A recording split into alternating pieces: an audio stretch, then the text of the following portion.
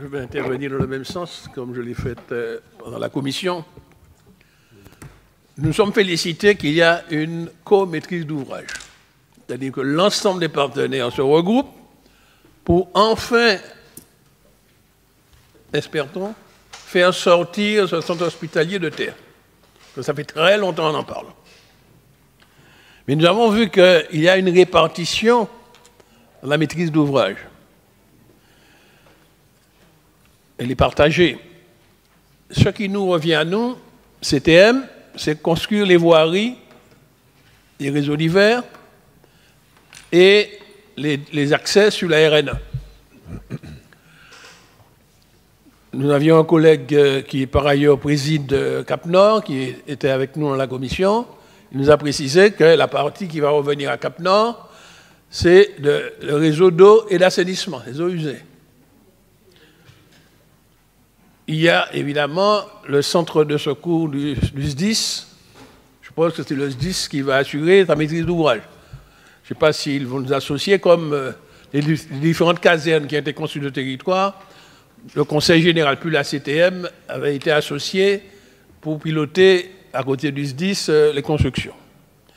Mais pour le pôle de santé lui-même, l'hôpital lui-même, c'est le CHUM qui va assumer la maîtrise d'ouvrage.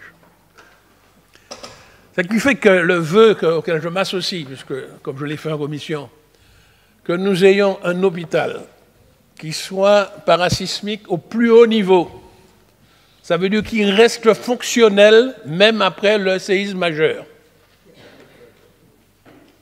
C'est très important. Ça doit s'appuyer par une volonté politique forte. C'est pourquoi nous souhaitons, quand bien même c'est le CHUM, donc l'État qui va assurer la maîtrise d'ouvrage, que nous conditionnons notre intervention dans cette affaire à un engagement ferme que cet hôpital soit construit sur appui parasismique et conçu de manière à rester fonctionnel après le séisme majeur. Comme d'ailleurs la caserne des pompiers à côté doit l'être. Donc je dis ça parce que nous avons vécu une période, le collègue a fait allusion à ça, j'ajoute mon témoignage à côté du sien. Lorsqu'il s'agit de faire l'hôpital de Mangovulsin, malgré que nous avions souhaité exiger, etc., la directrice de l'hôpital du CHUM à l'époque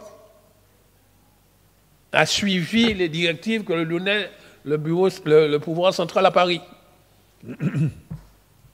Il ne voyait pas la nécessité, et voilà, donc Mangovulsin n'est pas sur appui parasismique. Et on ne sait pas le jour qu'il y aura la grande catastrophe, parce que beaucoup de scientifiques annoncent qu'il y aura un séisme majeur. Vous voyez, il y a des petits séismes les jours-ci, et tout le monde s'affole, mais on nous annonce, avec la tectonique des plaques, qu'il y aura un séisme majeur. Je pense que c'est essentiel que nos hôpitaux restent fonctionnels, parce qu'il y aura beaucoup de blessés à soigner. Donc c'est pourquoi je plaide pour que, dans notre délibération, ce vœu soit émis et que le CHUM accepte cela et prenne en compte cette nécessité, cette réclamation que nous formulons.